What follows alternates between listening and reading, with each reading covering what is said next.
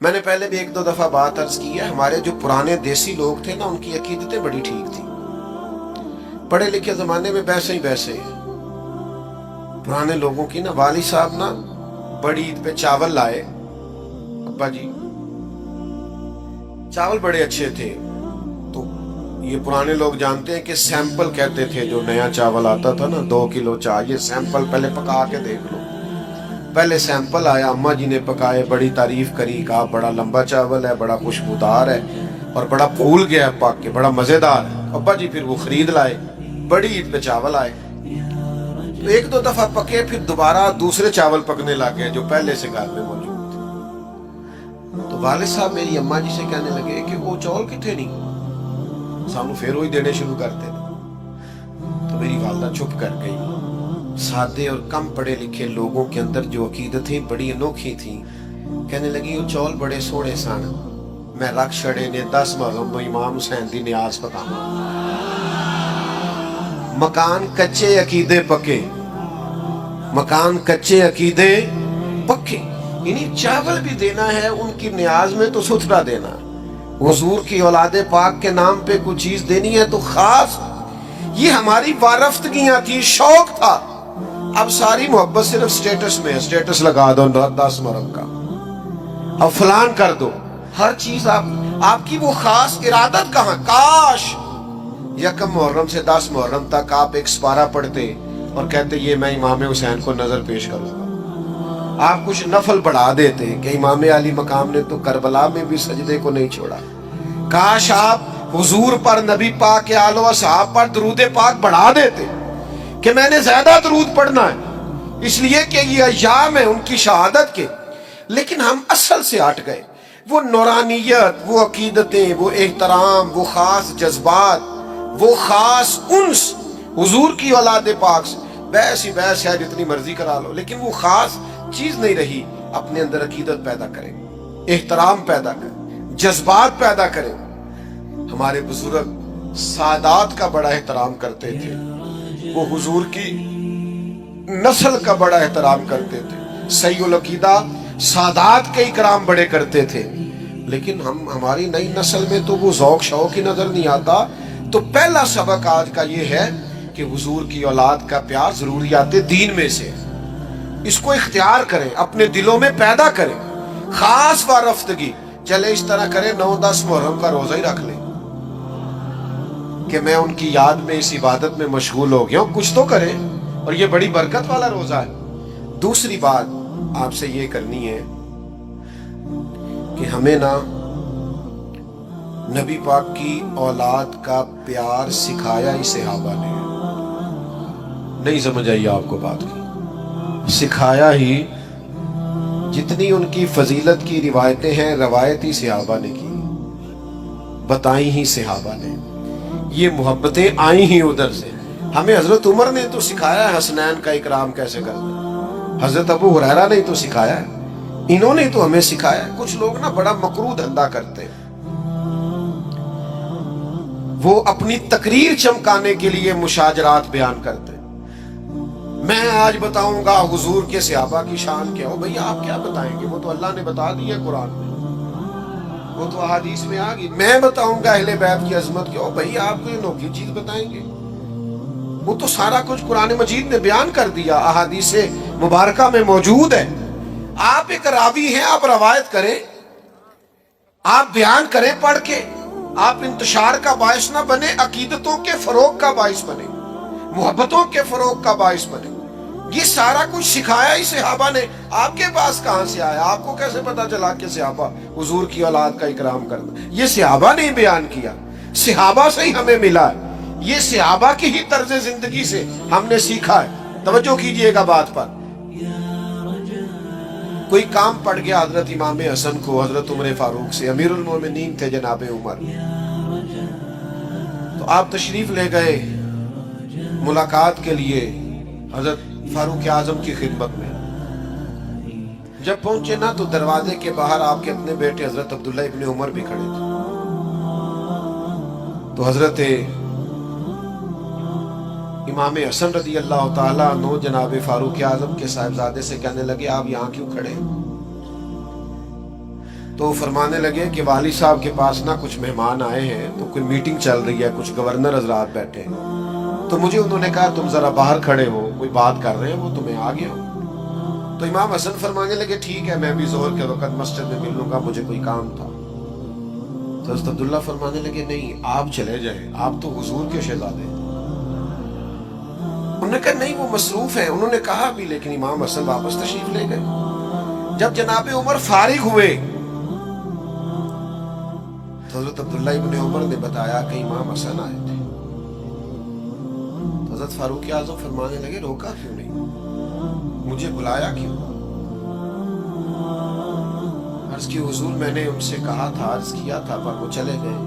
حضرت فاروق اعظم نہ گھر گئے نہ مسجد گئے، سیدھے امام حسن کے گھر گئے، دروازے پہ دستک دی، سیدنا امام حسن تشریف لائے۔ شہزادے آپ آئے تھے تو ملے بغیر آ گئے، کہا آپ مصروف تھے، میں نے کہا مسجد میں مل لوں گا۔ تو جناب عمر جذباتی ہو گئے، کہا آپ کو ملنا چاہیے، حضور آپ کے شہزادے بھی باہر کھڑے تھے۔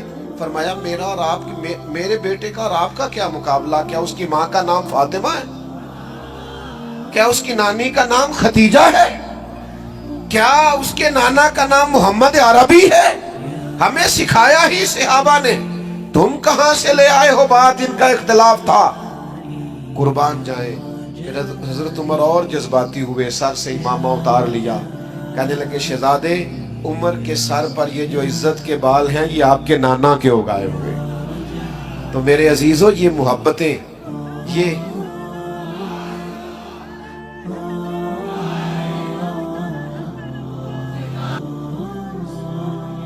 صحابہ نے، تو جب تک صحابہ کے دروازے پہ حاضری نہیں دو گے، اہل بیت کی محبت کا پتہ کیسے چلے گا؟ ادب کا پتہ کیسے چلے گا؟ ان کی محبتوں کا پتہ کیسے چلے گا؟ علامہ اسماعیل حقی رحمت اللہ علیہ نے ایک بات لکھی، فرماتے ایک دن حضور علیہ السلام تشریف فرما تھے، تو جس کمرے میں حضور جلوہ فراز تھے نا، وہاں جگہ کچھ کم تھی، اور صحابہ بالکل حضور کے مقدس قدموں میں آ کے بیٹھے ہوئے تھے، اور باہر بھی جہاں تک جگہ تھی کونوں میں دیواروں سے لگ لگ کے صحابہ بیٹھے تھے۔ اچانک ایسا ہوا کہ مولا علی شیر خدا تشریف لے آئے۔ ہر صحابی چاہ رہا تھا میں اٹھ کے مولا کائنات کو جگہ دوں، کیونکہ سب جانتے تھے علی کی محبت ایمان ہے، ان کا بغض نفاق ہے۔ ہر ایک چاہ رہا تھا میں اٹھوں، اپنی جگہ چھوڑوں، گنجائش بناؤں اور شیر خدا کو بٹھا دوں۔ قربان جائیے، سارے چاہ رہے تھے، پر پتہ ہے سب سے پہلے کون اٹھے؟ جو نبیوں کے بعد سب سے بڑا درجہ رکھتے ہیں، افضل البشر بعد الانبیاء بالتحقیق حضرت ابو بکر صدیق، جناب صدیق اکبر سب سے پہلے اٹھے، اپنی جگہ خالی کی، مولا علی کا بازو تھاما، اپنی جگہ پہ بٹھایا۔ اب صحابہ کا مجمع ہے، حضور جلوہ فراز ہیں، کوئی تبصرہ کر ہی نہیں سکتا۔ حضور خود ہی بولے، فرمایا دیکھا تم نے میرے ابو بکر نے کیا کیا؟ دیکھا تم نے یا رسول اللہ؟ دیکھا؟ حضور فرمانے لگے کوئی عزت والا ہی کسی کی عزت کو پہچانا کرتا، صاحب عزت ہی کسی کو عزت دیتا۔ عزیزو یہ تو ہمیں ان لوگوں نے سکھایا ہے، اس لیے وہ بعض لوگ ایسے ہیں کہ ان پر اب غصہ نہیں آتا، اب تو ترس آتا ہے کہ یار تم کیا دھندا کر رہے ہو تقریر چمکانے کے لیے؟ ان لوگوں کے مابین تم اختلاف بیان کرتے ہو جن کے بارے میں قرآن نے کہہ دیا اشداء علی الکفار رحماء بینہم، یہ کافروں پہ سخت ہیں، آپس میں تو بڑے رحم دل ہیں۔ تو جن کو قرآن مجید کہہ رہے رحم دل ہیں، نس آ گئی، تم مزید کوئی نیا عنوان کیا بیان کرتے ہو؟ تو بھائیو، ایک تو یہ کہ ان سے احترام کریں، اور دوسرا یہ کہ سمجھیں ان کی محبت اور عقیدت ہمیں کس نے سکھائی۔ تیسری بات، بہت مشکل نہیں ہے فلسفہ کربلا سمجھنا، کیونکہ لوگ پیغام امام حسین پر عمل نہیں کرنا چاہتے، اس لیے کہتے ہیں بڑا مشکل ہے، بڑا مشکل ہے۔ وہ ہمارے بعض صوفی ایسے ہیں درویش، کہتے معرفت نو سمجھنا سارے دے بس دی گل نہیں، تاکہ کوئی بندہ اس پینڈے پوے ہی نہ۔ وہ اللہ کے بندے، یہ معرفت کیا ہے؟ سادہ سا اخلاق حسنہ ہے، باطن کو سنوارنا ہے، اخلاص پیدا کرنا ہے، عاجزی پیدا کرنا، یہی ہے سارا۔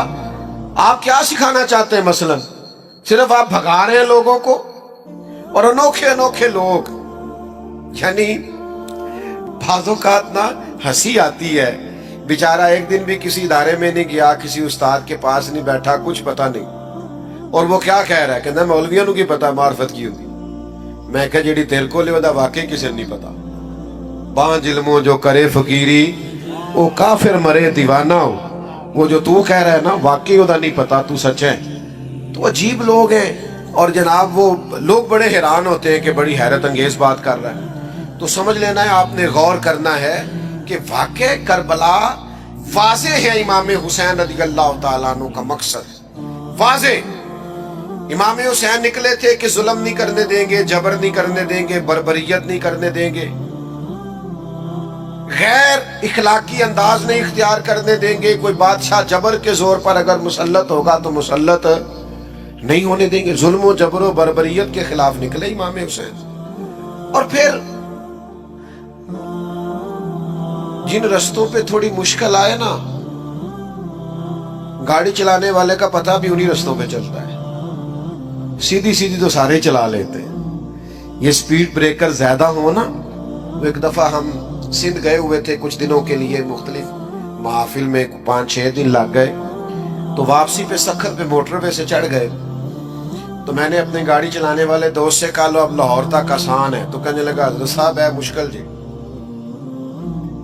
میں کہ کیوں؟ کہنے لگا تو نیند آن لگ پہ نہیں، سیدھی سیدھی جو ہوئی وہ جڑا اچانک چنگچی والا سامنے ہوتا ہے نا، بندہ ذرا جاگدا رہتا ہے، اچانک سپیڈ بریکر آتا ہے تو آنکھیں کھلی رہتی، جس میں شک ہوتا ہے نا کہ انہیں تو اشارہ بھی نہیں لانا، تو بندہ ذرا احتیاط سے چلاتا ہے۔ لیکن یہ بالکل ہی سیدھی سیدھی ہے تو اس میں کیا ہوتا ہے، نیند آنے لگتی۔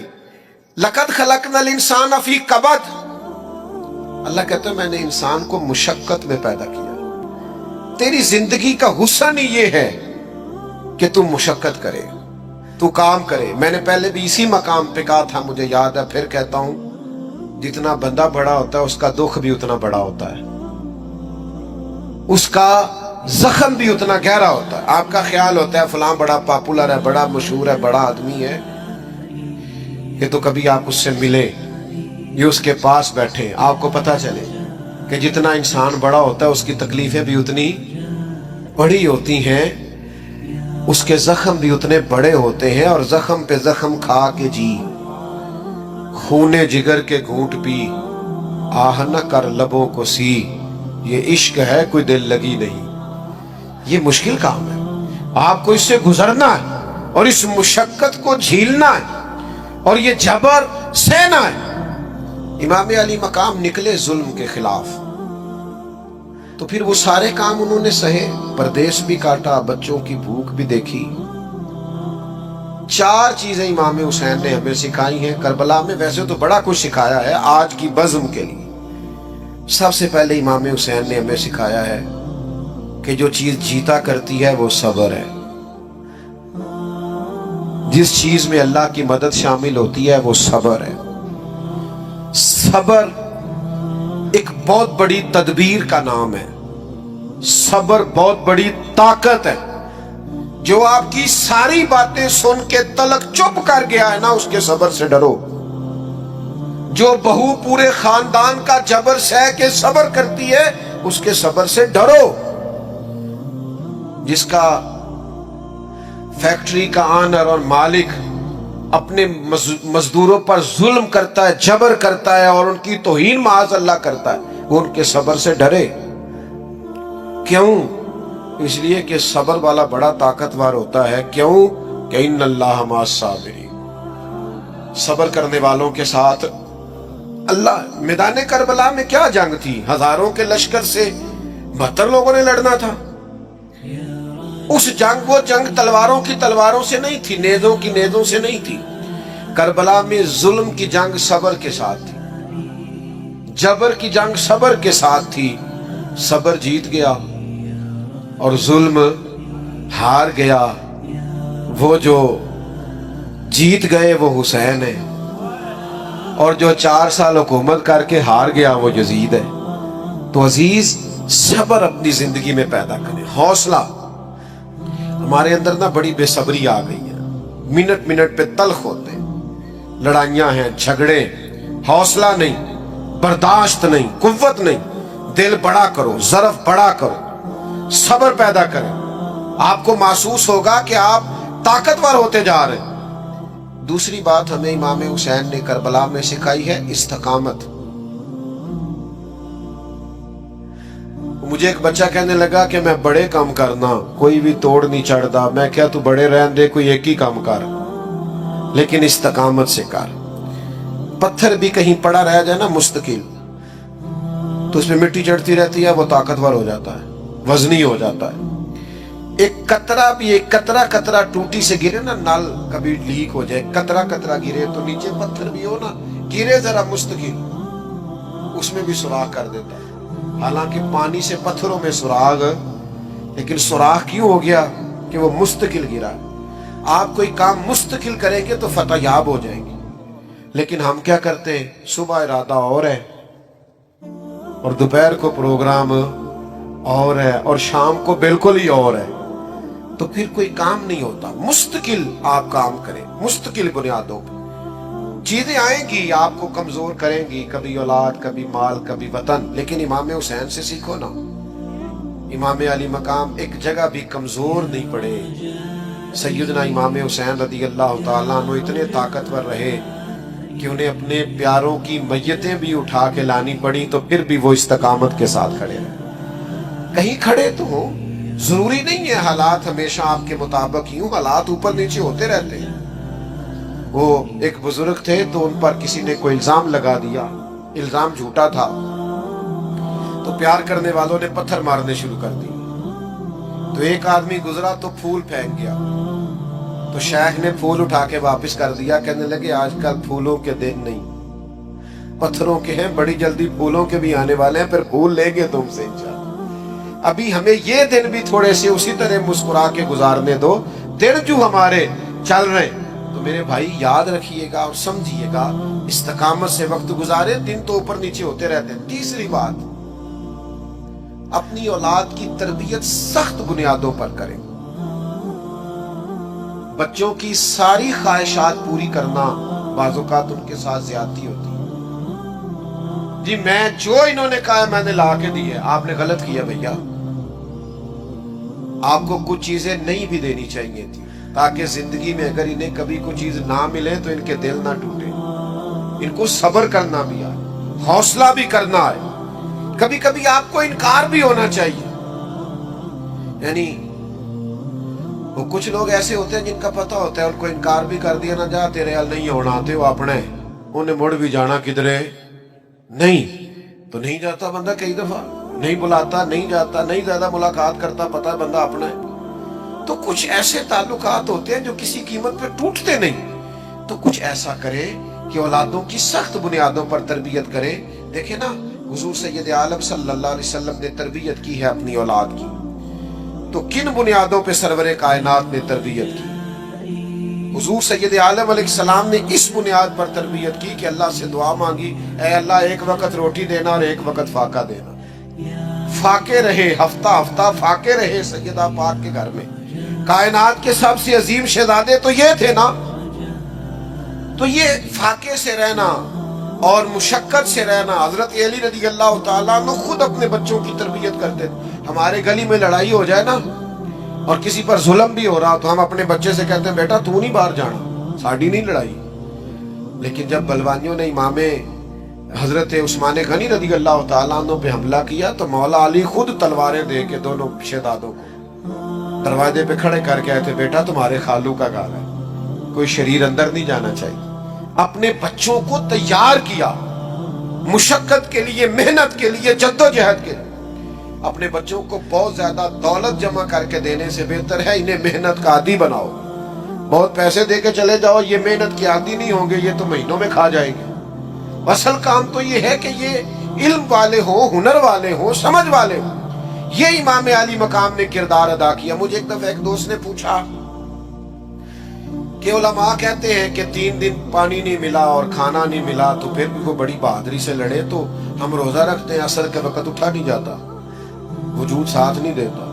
तो इंसानी वजूद में इतनी ताकत नहीं होती कि 3 दिन खाए पिए बगैर वो गुजारा करे, तो कैसे हो गया? तो मैंने कहा आपकी बात फलसफे के लिहाज से दुरुस्त है, लेकिन अगर किसी की माँ ने 7-8 साल की उम्र में सिखा दिया हो 3-3 दिन भूखे प्यासे रहना, तो फिर क्या ख्याल है?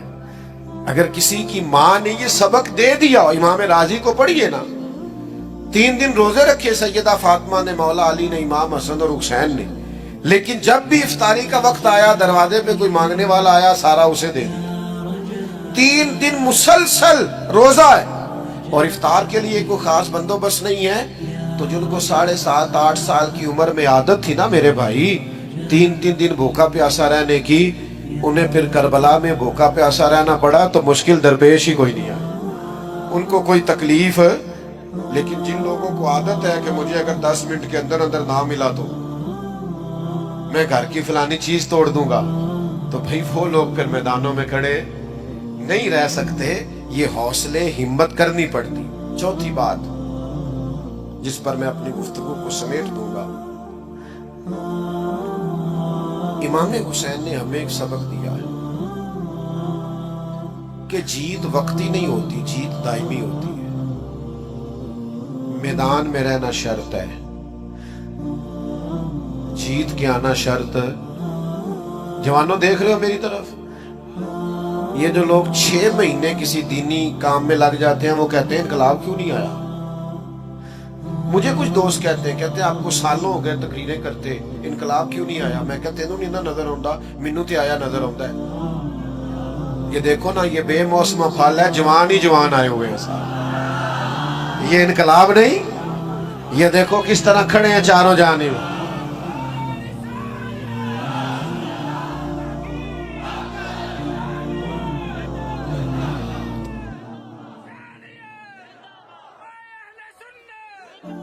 तो ये इनकलाब नहीं, ये जिस बच्चे ने नारा लगाया है चढ़ती जवानी और खूबसूरत दाढ़ी, तो इनकलाब ही है सारा। तो मेरे भाई आप किसको इनकलाब समझते हैं? बाकी जहां तक इस बात का ताल्लुक है कि आप मेहनत करते हैं तो दुनिया क्यों नहीं बदली, तो भाई नौकर का काम ये है कि मस्जिद टाइम पे खोले, अजान टाइम पे दे, नमाजी तो रब भेजा करता है। तो हम ड्यूटी दे रहे हैं और अजानें पढ़ रहे हैं, वक्त आएगा अल्लाह दिल बदल देगा, हालात ठीक हो जाएंगे, पर हमने नौकरी नहीं छोड़ दी, हमने ड्यूटी, समझ आ रही है, हमने बात करना नहीं छोड़ना, हमने जिक्र करना नहीं छोड़ना। हम जिक्र करते रहेंगे, इंशाल्लाह दिलों में उतर जाएगा। एक वक्त आएगा तब्दीली आ जाएगी। और मुझे तो दूर दूर से लोग मिलते हैं, वो कहते हैं वो आप इतने साल पहले आए थे, आपने बात की थी, ये दाढ़ी मैंने आपके कहने पे रखी हुई। तो फिर मैं सोचता हूँ कि ये इनकलाब नहीं तो और क्या है। मेरे जैसे सबसे गुनाहगार के कहने में इतना बरकत है, तो नेक लोग बात करते होंगे तो कितनी बरकत होगी। तो मेरे अजीज, इमाम हुसैन ने हमें बताया है कि तुम ड्यूटी कर जाना। 4 साल यजीद रह भी गया ना, तो इंशाअल्लाह ताला नाम हुसैन का ही रहेगा। इंशाअल्लाह वक्त आएगा कि जिक्र हुसैन का ही रहेगा। तो मेहनत करें, फटाफट नतीजा ना मांगे, मेहनत करके नतीजा अल्लाह पे छोड़ दें, इंशाअल्लाह करम वाला नतीजा ही आएगा। ये बड़ा सीधा साधा सा मौजू है, इसमें उलझना नहीं है। हमने हुजूर के जमी सहाबा से मोहब्बत करनी है और हुजूर की औलाद के बच्चे बच्चे से प्यार करना है। आज तो लोग बड़े दावेदार बनते हैं ना, और अपने तई बड़े मुहिब्बे अहले बैत बनते हैं, लेकिन जो अंदाज मोहब्बत अहले बैत का फाजिल बरेलवी रहमतुल्लाह अलैह ने इख्तियार किया, वो कहीं और नहीं मिलता। आला हज़रत फरमाते तेरी नस्ले पाक में है बच्चा बच्चा नूर का, यानी एक एक बच्चा, और नस्ल नहीं, नस्ले पाक। तेरी नस्ले पाक में है बच्चा बच्चा नूर का, तू है ऐने नूर, तेरा सब घराना ही नूर का। तो इन लोगों का अपने दिल के अंदर एहतराम पैदा करें, प्यार पैदा करें, इनके लिए जज्बात अकीदत के रखें। हमारे दिलों में हमारी औलाद का प्यार होता है और बड़ी अच्छी बात है। बुजुर्गों का, वालिदैन का प्यार होता है, बड़ी आला बात। जायज तरीके से कमाई हुई कमाई का भी प्यार हो तो अच्छी बात है। आप کے پاس کوئی ذمہ داری ہے، کوئی خیر کا کام ہے، آپ محبت کرتے ہیں، اچھی بات ہے، لیکن یہ ساری محبتیں دل میں موجود ہے، ٹٹولو تو صحیح، کیا حضور کی اولاد کی محبت بھی موجود ہے؟ اس پر غور کریں۔ بہت ساری ابحاث میں اصل چیزیں میں پھر آپ کے ذہنوں پر دستک دیتا ہوں، دل سے پوچھنا، کیا امام حسن کے نام پر وجود میں کوئی کپکپاہٹ طاری ہوتی ہے؟ کیا امام حسین کا نام پاک آئے تو خون میں کچھ گردش محسوس ہوتی ہے؟ کیا مولا علی سیدہ پاک کے مقدس ناموں سے ہمارے اوپر وجدانی کیفیت آتی ہے؟ یہ پیار کریں حضور کی اولاد سے، بحث نہ کریں، اور ایسے لوگوں سے بھی بچیں جو ہمیں بلا وجہ کا الجھاتے ہیں، ہم ان کے غلام ہیں، ہم نے غلامی کر دی، ہم حضور کی اولاد پاک کا صدقہ کھاتے ہیں، ہماری اولادیں پلتی، ہمیں وہ غلامی کرنی ہے، عقیدتوں کے، احترام کے، محبتوں کے رشتے قائم رکھنے۔ دیکھو حضور کس ترتیب سے اپنی اولاد کی محبت بیان کرتے ہیں۔ نبی کریم علیہ السلام فرماتے ہیں اللہ سے محبت کرو، تمہیں نعمتیں دیتا ہے، تمہیں رزق دیتا ہے۔ یہ ذرا فلسفہ سمجھیے گا، اس حدیث پاک میں جو خاص جاذبیت ہے، جو حکمت اور دانائی ہے، اس پر غور فرمائیے۔ کریم فرمانے لگے اللہ سے محبت کرو، وہ تمہیں رزق دیتا ہے، اور مجھ سے محبت کرو، میں اللہ کا رسول ہوں، میں اس رب کا رسول محبوب ہوں، مجھ سے پیار کرو۔ اور کریم فرمانے لگے میری اہل بیت سے محبت کرو، کیونکہ میری اولاد ہے، میری اولاد، اس سے پیار کرو۔ یہ محبت اس لیے ہے کہ وہ نبی پاک کی اولاد، اور ہم تو وہ لوگ ہیں جو اپنے استادوں کے بچوں کا بھی احترام کرتے ہیں۔ نہیں سمجھ آئی؟ اب ماشاءاللہ جتنے آپ اندر بیٹھے ہیں اتنے ہی باہر کھڑے ہیں، یہ بھی کمال کی بات ہے کہ اندر مزید آ سکتے تھے، لیکن ہمارے بعض دوست ایسے ہوتے ہیں جو بعض اوقات بے ترتیب رہنا پسند کرتے ہیں۔ شاید انہوں نے کہیں سے شعر سن لیا ہوگا کہ قدر کھو دیتا ہے ہر روز کا آنا جانا، بڑی دلچسپ ہوتی ہیں بے ترتیب ملاقاتیں۔ ان کا بے ترتیب اور میری جماعت میں بے ترتیب رہنا ویسے ہی کو پسندیدہ ہے، ہمارا مزاج ہے نا، آمدہ برسر مطلب۔ بہرحال آپ جہاں بھی کھڑے ہیں، بڑی تعداد میں کھڑے ہیں، اور اس موسم میں کھڑے ہیں، اور اتنے شارٹ نوٹس پہ اتنے لوگ آئے ہیں، لگتا یہ ہے کہ یہ اللہ کا فضل ہے کہ حضور کی اولاد کے نام پر اتنے لوگ جمع ہو گئے۔ اب آپ غور فرمائیے اور سمجھیے، ہم تو اپنے استادوں کی اولاد کا بڑا احترام کرتے ہیں، اپنے مشائخ کی، پیروں کی اولادوں کا احترام کرتے ہیں۔ کیوں؟ کہ ہمیں ہمارے بزرگوں نے بتایا کہ اصلہ نال جے نیکی کریے وہ نسلاں تاک نہیں بھول دے۔ کسی اصل پر احسان کرو نا تو وہ کئی نسلوں، اپنی اگلی نسل کو بھی بتا کے جاتا ہے یہ میرا موصل ہے۔ اصلہ نال جے نیکی کریے تے نسلاں تاک نہیں بھول دے، ہاں بے اصلاں نال نیکی کریے، بے اصلاں نال نیکی کریے تے بل کنڈیاں نال تول دے، پھر حالات خراب ہو جاتے۔ بلکہ کسی نے یوں بھی کہا کہ بے اصلاں نال نیکی کریے تے پٹھیاں چالاں چل دے، وہ الٹ کام کرتے ہیں۔ تو دوست، ہم تو اپنے بزرگوں کی اولادوں کا اور استادوں کی اولادوں کا احترام کرتے ہیں، تو جو نبی پاک کی اولاد ہے، جو حضور کا مقدس خاندان ہے، اس کے لیے کتنی کو عقیدت ہمارے دل میں ہونی چاہیے، کتنا کو احترام ہونا چاہیے، کس حد تک بڑھ کے ہمیں اپنی عقیدتوں، ارادتوں اور محبتوں کا اظہار کرنا چاہیے، اس کو ذرا سمجھیں۔ میں نے پہلے بھی کئی دفعہ دوستوں کو ایک بات سن، چھوڑ دے بھائی، چھوڑ دے، کوئی دوست کسی کو اشارہ نہ کرو، بھیا پیارے رہنے دو، آپ کی مہربانی۔ ہوتا پتہ کیا ہے، اسٹیج پہ اس بندے کو بیٹھنا چاہیے جس نے ہلنا جلنا کام کرنا، ورنہ جو کہ سب اسٹیج کی طرف دیکھ رہے ہوتے ہیں، تو جو اسٹیج والا کوئی تھوڑا بہت محبت کا اظہار کرے تو سارے اسے ہی دیکھنے لگ جاتے ہیں۔ ساڈا اس ویلے مسئلہ ہے کہ سانو دیکھو، تو یہ بھی عجیب لڑائی ہے محبت کی۔ تو اس لیے کوئی کسی کو اشارہ نہ کرے۔ باقی موبائل سے کچھ دوستوں کو بڑا عشق ہے، اب جتنا مرضی زور لگائے انہوں نے نہیں بند کرنا۔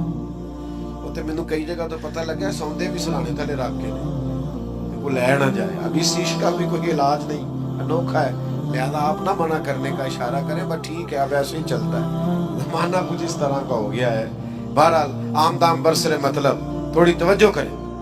میں نے پہلے بھی ایک دو دفعہ بات عرض کی ہے، ہمارے جو پرانے دیسی لوگ تھے نا، ان کی عقیدتیں بڑی ٹھیک تھیں۔ پڑھے لکھے زمانے میں ویسے ہی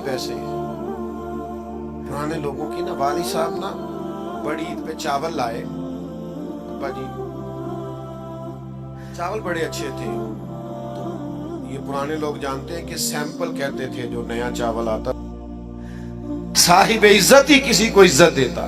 عزیزو یہ تو ہمیں ان لوگوں نے سکھایا ہے، اس لیے تو بعض لوگ ایسے ہیں کہ ان پر اب غصہ نہیں آتا، اب تو ترس آتا ہے کہ یار تم کیا دھندا کر رہے ہو تقریر چمکانے کے لیے، ان لوگوں کے مابین تم اختلاف بیان کرتے ہو جن کے بارے میں قرآن نے کہہ دیا اشداء علی الکفار رحماء بینہم، یہ کافروں پہ سخت ہیں، آپس میں تو بڑے رحم دل ہیں۔ تو جن کو قرآن مجید کہہ رہے رحم دل ہیں، نس آ گئی، تم مزید کوئی نیا عنوان کیا بیان کرتے ہو؟ تو بھائیو، ایک تو یہ کہ ان سے احترام کریں، اور دوسرا یہ کہ سمجھیں ان کی محبت اور عقیدت ہمیں کس نے سکھائی۔ تیسری بات، بہت مشکل نہیں ہے فلسفہ کربلا سمجھنا، کیونکہ لوگ پیغام امام حسین پر عمل نہیں کرنا چاہتے، اس لیے کہتے ہیں بڑا مشکل ہے، بڑا مشکل ہے۔ وہ ہمارے پاس صوفی ایسے ہیں درویش، کہتے معرفت نو سمجھنا سارے دے بس دی گل نہیں، تاکہ کوئی بندہ اس پینڈے پوے ہی نہ ہو۔ وہ اللہ کے بندے، یہ معرفت کیا ہے؟ سادہ سا اخلاق ہنسنا ہے، باطن کو سنوارنا ہے، اخلاص پیدا کرنا ہے، عاجزی پیدا کرنا، یہی ہے سارا۔ آپ کیا سکھانا چاہتے ہیں؟ مثلا صرف آپ بھگا رہے ہیں لوگوں کو، اور انوکھے انوکھے لوگ، یعنی بعض اوقات نا ہنسی آتی ہے، بیچارہ ایک دن بھی کسی ادارے میں نہیں گیا، کسی استاد کے پاس نہیں بیٹھا، کچھ پتہ نہیں، اور وہ کیا کہہ رہا ہے، کہنا مولویوں نو کی پتا معرفت کی ہوتی۔ میں کہا جیڑی تیر کو لے دا واقعی کسی نہیں پتا، بانج علموں جو کرے فقیری او کافر مرے دیوانہ ہو، وہ جو تو کہہ رہا ہے نا واقعی دا نہیں پتا، تو سچ ہے۔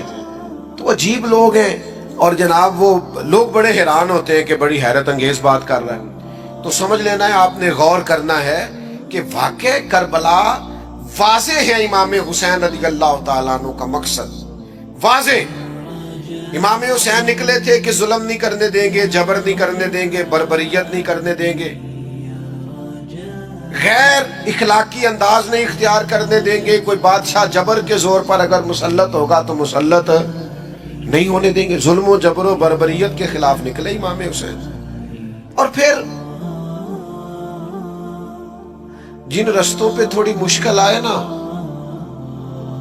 گاڑی چلانے والے کا پتہ بھی انہی رستوں پہ چلتا ہے، سیدھی سیدھی تو سارے چلا لیتے ہیں، یہ سپیڈ بریکر زیادہ ہو نا۔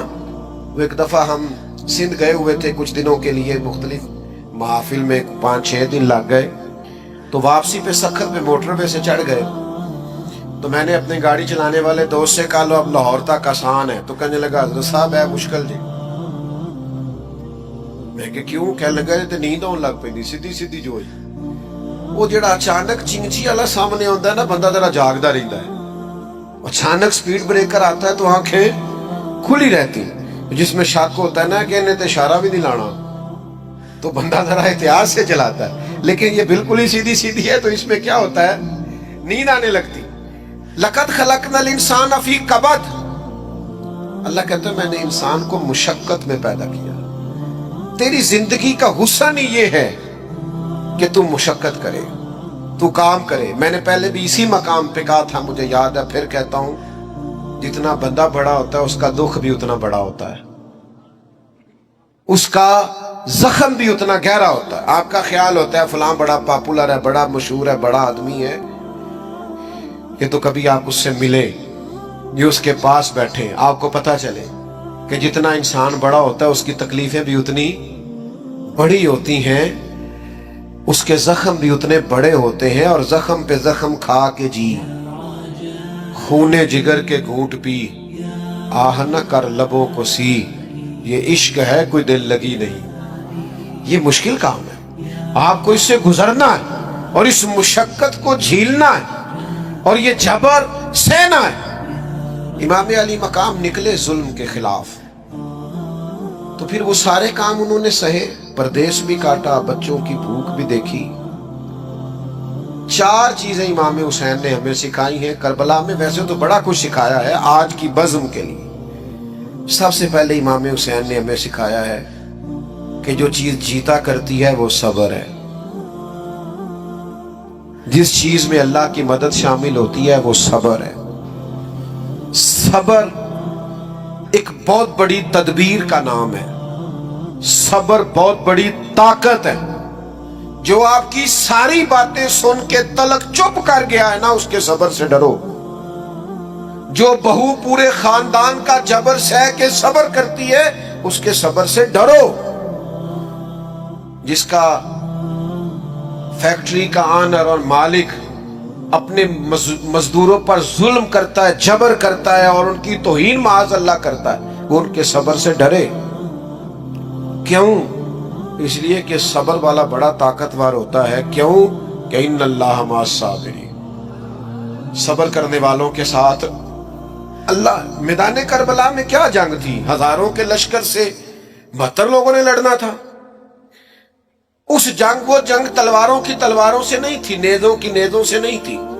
کربلا میں ظلم کی جنگ صبر کے ساتھ تھی، جبر کی جنگ صبر کے ساتھ تھی۔